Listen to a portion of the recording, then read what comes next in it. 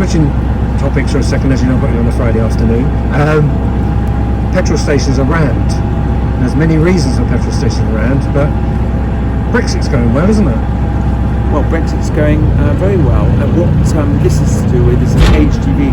Well, first of all, if I can start that again, the most important thing is that there's plenty of petrol and diesel. There was no problem with supplies. Some petrol stations have had a problem in recruiting HGV drivers, by the way, which is a problem across Europe. Look at the figures for Poland, France and other countries. There's a huge problem in the number of HGV drivers. We've also had COVID, a lot of people off sick and unwell.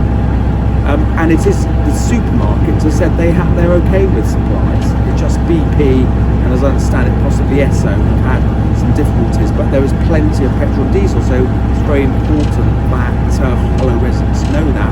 It's not me saying that, it's other big petrol companies like the supermarkets saying that they get the supplies to, they can get the supplies to Falkland. There's no problem with the supplies. But somebody said regarding recruiting people for jobs, was it not one of your Conservative colleagues sitting just to the right of you last week or the week before talking about temporary visas? Well, what did you think of that? Because you're a very, was it, so which MP for Kent? So I have been urging the government to, where there are certain shortages, I absolutely believe if there are shortages of people, in the short term, there should be temporary visas or to lift the restrictions, absolutely. And I've urged the government to do that publicly. But also, in the long term, what we need to do is retrain our British workers, British jobs, British workers, as Gordon Brown once said, and make sure that they are well paid.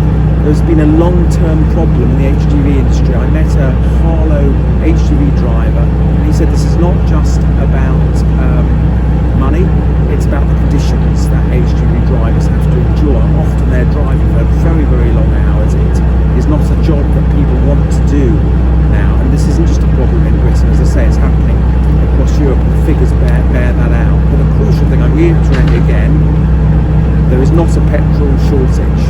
Some companies have had a problem getting supplies to the petrol stations, but the supermarkets have said there are no problems. As of what I saw in the news, that there are no problems in